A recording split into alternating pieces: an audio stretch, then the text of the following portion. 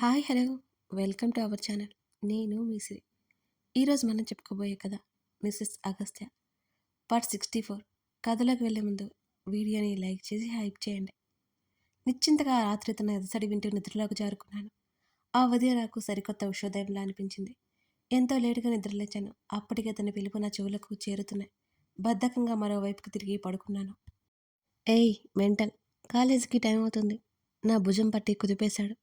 ఒళ్ళు విరుచుకుంటూ లేచి కూర్చున్నాను. ఏంటి అన్నట్టుగా చేతికున్న వాచ్ నా వైపుకి చూపించాడు అగస్త్య. 8 గంటలైపోయింది. ఇప్పుడు ఏమైంది అని అడిగాను ఆవలిస్తూ లేచి. నా తల మీద ఒక్కటిచ్చాడు.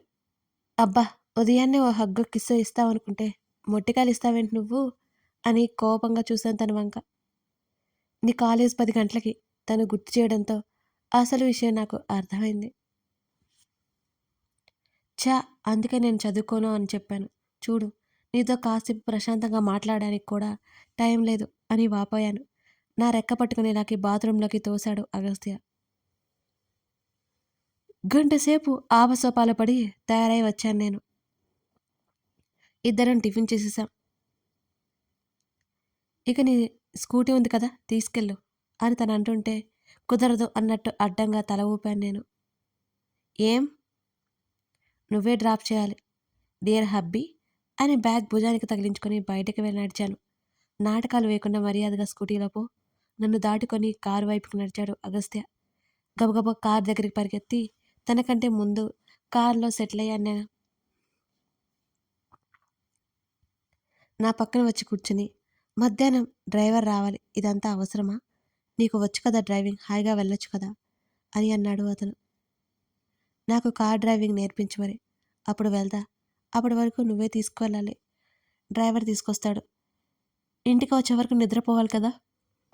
కారులో అసలే ట్రాఫిక్ ఉంది, గంట పడుతుంది. కాలేజ్ అయ్యేసరికి 3 అవుతుంది. ఉఫ్, నీ ఎక్స్ప్లెనేషన్ ఆపుతావాయిక అని అడిగాడు. పళ్ళన్నీ బయటపడేలా నవ్వాను. తను ముఖం చిట్లించి చూస్తూ కారుని ముందుకు పోనిచ్చాడు. కాలేజ్కి కాస్త పక్కగా కారు ఆపాడు. నిన్న ఎంత బాధగా ఉన్నాను, ఈరోజు అదే సమయానికి ఎంతో సంతోషంగా ఉన్నాను. తన బుగ్గ మీద గట్టిగా ముద్దు పెట్టుకుని బాయ్ అన్నాను. నా రెక్క పట్టుకొని దగ్గరికి లాక్కున్నాడు. ఏంటి అన్నట్టుగా కళ్ళెగరేశాను తన వైపు చూస్తూ. ఇడియట్. Thank you. ఈవినింగ్ నేనే వస్తాను నా కళ్ళల్లోకి చూస్తూ అన్నాడు అగస్త్య. ఓకే. తన ఇంటెన్షన్ ఏంటో తెలుసు అన్నట్టు కావాలని తెలియనట్టు నటిస్తూ వెనక్కి తోసి గబగబా కారు దిగి వెళ్ళిపోయాను. ఆ రోజు కూడా క్లాస్ వినబుద్ధి కాలేదు నాకు. నిన్నేమో తన మీద దిగులు అలా ఉంటే, ఈరోజు సంతోషంతో క్లాస్లో తన గురించి ఆలోచిస్తున్నాను నేను. కాసేపటికి కష్టంగా తన ఆలోచన నుంచి పక్కన పెట్టి నోట్స్ ప్రిపేర్ చేసుకోవడానికి పూనుకున్నాను. మనమెంత టాప్ స్టూడెంట్స్ ఏం కాదు, మా రావణిలా. జస్ట్ 50% మార్క్స్ వస్తే సంతోషపడబోయే స్టూడెంట్ని నేను. ఆ రోజు క్లాస్ అయిపోసరికి చెప్పినట్టుగానే వచ్చాడు అగస్త్య. నేను బయటికి వస్తుంటే శ్రీకళ కూడా నాతో పాటు వచ్చేసింది. మీ హబ్బీనా అని నవ్వుతూ అడిగింది. అవును అన్నట్టుగా తల ఊపాను నేను. అచ్చం సినిమా హీరోలా ఉన్నాడు, హాలీవుడ్ హీరోలా కాంప్లిమెంట్ ఇచ్చింది శ్రీకళ. అయినో అన్నాను నేను నవ్వుతూ. తను నవ్వేసి వెళ్ళిపోయింది. అగస్త్య కారుకి అనుకొని చేతిలో ఉన్న ఫోన్ నా వైపు చూపించాడు. కళ్ళకి గాగుల్స్ పెట్టాడు. హెయిర్ స్టైల్ పైకి సెట్ చేసి రొటీన్ని హెయిర్ స్టైల్ అయినా పర్ఫెక్ట్గా మెయింటైన్ చేస్తాడు. అమ్మో, మా వాడికి చాలా దిష్టి తగులుతుంది అనిపించింది నాకు. తన దగ్గరికి నడిచాను. నేను తన దగ్గరికి రావడంతో కళ్ళకున్న గాగుల్స్ తీసి వెళ్దామా అన్నట్టు కళ్ళతోనే సెగ చేశాడు అగస్త్య. నేను తల ఊపాను. ఇద్దరం కారులో స్టార్ట్ అయిపోయాం. తను డ్రైవింగ్ సీట్లో ఉంటే నేనేమో ఆపకుండా సైడ్ కొడుతున్నాను తనకి. మధ్యలో ఒకసారి నా వైపు కళ్ళు చిన్నవి చేసి చూశాడు. నాకేమైనా భయమా? కళ్ళు ఇంత చేసుకొని చూస్తున్నాను నేను అలాగే. ఏమైనా తింటావా అని అడిగాడు అగస్త్య. వద్దు, నాకొద్దు, ఇంటికి వెళ్ళాలనుంది అని చెప్పాను నేను. తనేం మాట్లాడలేదు. డ్రైవింగ్ మీద దృష్టి పెట్టాడు. తన భుజం మీద తలవాల్చి కళ్ళు మూసుకున్నాను నేను. కాసేపట్లో నిద్ర వచ్చేసింది నాకు. మరో అరగంటలో ఇంటి ముందు కారు ఆగింది. ఏయ్ పాగల్, వేళాకొలం లేకుండా పడుకుంటావులే. నా తల మీద ఒక్కటి కొట్టి మరీ లేపాడు రాక్షసుడు. నీకు జాలి అనే ఎలిమెంట్ లేదు అని కోపంగా అన్నాను. లేదులే కానీ ముందు లోపలికి రా, ఎత్తుకో అంటూ చేతులు చాపాను. మెంటల్ పాగల్ ఇడియట్ అన్నాడు కళ్ళు చిన్నవి చేసి. ఫాస్ట్‌గా అలాగే చేతులు చాపుతూ పళ్ళికిలించాను. అమాంతంలో తన చేతుల్లోకి తీసుకున్నాడు. తన మెడ చుట్టూ చేతులు వేసి కాళ్ళూపుతూ పాటలు పాడాను. తను లోపలికి రాగానే డోర్ గడియ పెట్టేశాను. హాల్లోకి రాగానే నన్ను దించేపోయాడు అగస్త్య. ఓయ్ దించుకో, పైకి తీసుకెళ్ళు అని చెప్పాను నేను సీరియస్గా. నా వైపు ఒక లుక్కిచ్చి మెట్ల వైపు నడిచాడు అగస్త్య. గదిలోకి వెళ్ళగానే ఎత్తి బెడ్ మీద పడేశాడు. రాక్షసుడా అని గట్టిగా అరిచాను నేను. తను ఫ్రెష్ అవడానికన్నట్టు బాత్రూంలోకి వెళ్ళిపోయాడు. తన కోసం వేడివేడిగా కాఫీ పెట్టుకుని తీసుకొచ్చాను నేను. అది అందుకొని ల్యాప్టాప్ పట్టుకుని సోఫాలో కూర్చున్నాడు. నాకు ఒళ్ళు మండిపోయింది. అందమైన పెళ్ళాన్ని ఎదురుగా ఉంచుకొని ఆ ల్యాప్టాప్ ఎవరైనా పట్టుకుంటారా?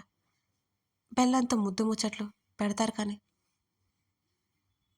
ఫ్రెష్ అయ్యి డ్రెస్ మార్చుకొని వచ్చాను. తను చాలాసేపటి వరకు సీరియస్గా ల్యాప్టాప్ చూసి ఆ తర్వాత వెనక్కి వెళ్ళాడు. గబుక్కున ల్యాప్టాప్ క్లోజ్ చేసి టేబుల్ మీద పడేశాను నేను. తన పక్కనే చెరగానే నా బుగ్గలు రెండు వత్తి పట్టుకున్నాడు అగస్త్య. ఇడియట్, వస్తువు అంటే నీకు వాల్యూ లేదు, పనిలో ఉన్నాను తెలుసులేదా, అది విసిరేస్తావా అలా అని కోపంగా అడిగాడు. తన చేతిని పక్కకు నెట్టేసి నన్ను ఎవరైనా చూస్తూ నా ఫోకస్ వాడి మీద పడాలని ప్రయత్నం చేస్తూ నన్ను టచ్ చేయడానికి చూస్తూ ఉంటే నువ్వేం చేస్తావు అని అడగగానే ఒక పిచ్చిదానిలా చూశాడు నా వైపు. చెప్పు అని అన్నాను నేను. చంపేస్తా, క్షణమైనా ఆగకుండా అన్నాడు అగస్త్య. కదా, నువ్వు నన్ను పట్టించుకోకుండా దీన్ని చూస్తూ ఉంటే నాకు అంతే కోపం వచ్చింది. పక్కనే విసిరేసా. గొప్ప లాజిక్ తీసినట్టు కళ్ళెగరేశాను నేను. డౌట్ లేదు, నీ బుర్రకి చిల్లు పడింది.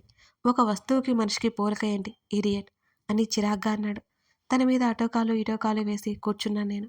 తన మెడ చుట్టూ చేతులు వేసి తన చెవి దగ్గర తల తీసుకువెళ్ళే. వస్తువైనా మనిషైనా నీ ఫోకస్ నా మీద లేకపోతే నాకు మహాకోపం.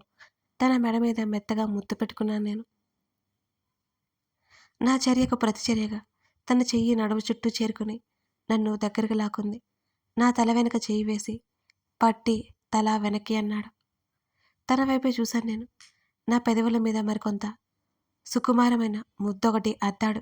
నా కంఠం మీద తన పెదవుల ప్రయాణం మెత్తగా సాగిపోతోంది.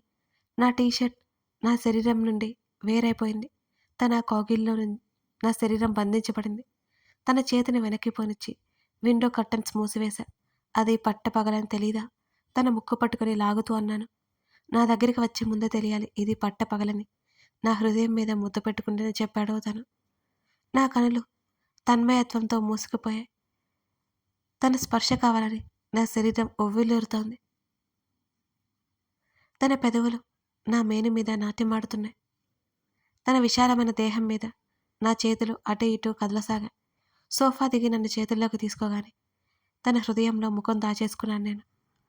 నన్ను బెడ్ మీదకి చేర్చి నా మీదకి వాలిపోయాడు మెత్తగా మొత్తంగా. AC temperature తగ్గించేశాడు. ఓ కంట ఆనందం, ఓ కంట కన్నీరు. హృదయం సంతోషం మోయలేకుంది నాకు ఆ సమయంలో. సమయంతో పని లేకుండా పోయింది. తను గండె తుమ్మిదైపోయాడు. నాలో తేనీయలు దోచుకునేందుకు సంసిద్ధుడైపోయాడు అగస్త్య. నా కళ్ళల్లోకి చూస్తూ నా పెదవులో మరోసారి అందుకొని ప్రణయపు సంగమానికి ముగింపు పలికాడు. ఎప్పుడో రాత్రి మెలకువ వచ్చింది నాకు. నా తల తన ఛాతీ మీద ఉండడం నాకు తెలుస్తూనే ఉంది. మెల్లిగా కళ్ళు ఎత్తి చూసి దుప్పటి మెడ వరకు లాక్కున్నాను. తను ఒక చెయ్యి నా చుట్టూ ఉండే మరొక చేతిలో ఫోన్ ఉంది. మెయిల్ చెక్ చేసుకుంటున్నాడు. తన ఛాతీ మీద నా గుర్తు ఒకటి అద్దాను. అబ్బా, నేను అలా చేస్తానని ఊహించకపోవడంతో కీచుగా అరిచాడు తను. మరోసారి హాయిగా నవ్వాను. తన చెవిలో ఫోన్ పక్కకి విసిరేసి నా బుగ్గలు వత్తిపడి నన్ను దగ్గరికి లాక్కున్నాడు. రావణ్ ఉమ్మ అని గాల్లోనూ ముద్దులిస్తూ అన్నాను. అంటే తన కోపం పోగొట్టాలి కదా. ఇలా కాదిచ్చేది అని మరోసారి నా పెదవుల మీద తన పెదవులు నలిపేసి గాయం చేసి వదిలాడు. ఆ నిన్ను ఊరికే కాదు రాక్షసుడు అనేది. తన ఛాతీ మీద కోపంగా కొట్టసాగాను నేను. లేలేలే డర్టీగల్, పోయి స్నానం చేసిరాపో అన్నాడు తను. ఆ మాటకు నాకు ఇంకా కోపం ఒక్కసారిగా ఎక్కువైపోయింది. నన్నంత మాటంటావా? ఇష్టం వచ్చినట్టు కొట్టేశాను తన్ని. Mud fellow.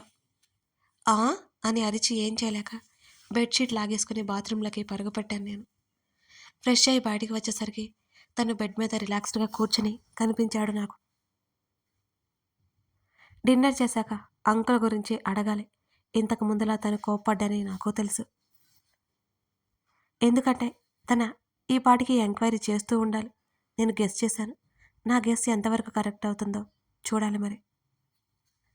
నా బంగారాన్ని చాలా బాధపట్టేశాననుకుంటూ ప్రేమ ఎక్కువై దిగులుగా ఉన్న తనని నేను ఆ క్షణం చుట్టేశాను ఒక్కసారిగా. ఏమైంది సెనోరిటా? నా తల మీద చేయి వేసి నన్ను దగ్గరికి లాక్కున్నాడు. ఏం లేదన్నాను. పర్లేదు చెప్పు అన్నాడు తను. ఆకలేస్తుంది తిందాం పదా అనగానే నిట్టూర్చి నాతో పాటు డైనింగ్ హాల్ దగ్గరికి వచ్చాడు. మన జీవితం ప్రస్తుతానికి కష్టంగా కాకుండా ఇష్టంగా ముందుకు వెళ్తున్న తరుణం అది. తనకి రావడం అసలు కుదరలేదు. అందుకే నేనే డ్రైవర్‌తో పాటు కాలేజీకి వెళ్ళి వస్తున్నాను. నాకు పరమ బోర్ కొడుతుంది ఇలా. ఇక నా స్కూటీకి పని చెప్పాలి. ఇలా మన వల్ల కాదు బాబు. ఒకరోజు కాలేజీ నుంచి డైరెక్ట్‌గా బామ్మ దగ్గరికి వెళ్ళాను నేను. బామ్మ ఎలా ఉన్నావు? బామ్మ భుజాల చుట్టూ చేతులు వేసి నవ్వుతూ అడిగాను. బామ్మ నన్ను చూసి ఆశ్చర్యపోయి తర్వాత నవ్వేసి హత్తుకుంది. నువ్వు మారవే అంది బామ్మ. నన్ను మార్చడం మీ మనవడి వల్లే కాలేదు. ఇక నీ వల్ల ఏమవుతుంది చెప్పు అన్నాను నేను కళ్ళెగరేస్తూ. అనిక ఉందా అని అన్నాను. పైన గదిలో ఉంది వెళ్ళిరా. ఓయ్ బామ్మ నువ్వేనా ఇది? వచ్చిన దగ్గర నుంచి పోపో అనేదానివి. ఇప్పుడేమో రారా అంటున్నా. ఏంటి సంగతి అని అడిగాను నేను. నీ మీద నమ్మకం వచ్చింది లేవే. ఇంతకీ నా చేతిలో మనవన్నో మనవరాలనో ఎప్పుడు పెడతావు అని అంది బామ్మ నా బొగ్గగిలుతూ. అరే నేనిప్పుడే కదా కాలేజీకి వెళ్తున్నా. టైం ఉందిలే బామ్మ. వెళ్ళి నీ మనవన్ని అడుగు కరెక్ట్ టైం చెప్తాడు అని అక్కడి నుంచి మెట్ల వైపు నడిచాను నేను.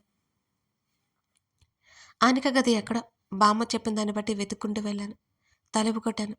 అది నెట్టగానే తెరుచుకుంది. లోపల దృశ్యం చూసి క్షణం షాక్ అయిపోయాను నేను. గబుక్కున కళ్ళకు చేతులు అడ్డు పెట్టుకుని గబుక్కున బయటకొచ్చేశాను. తలుపు గట్టిగా వేశాను. మరో 5 నిమిషాల్లో అనిక, క్రిష్ బయటకొచ్చారు.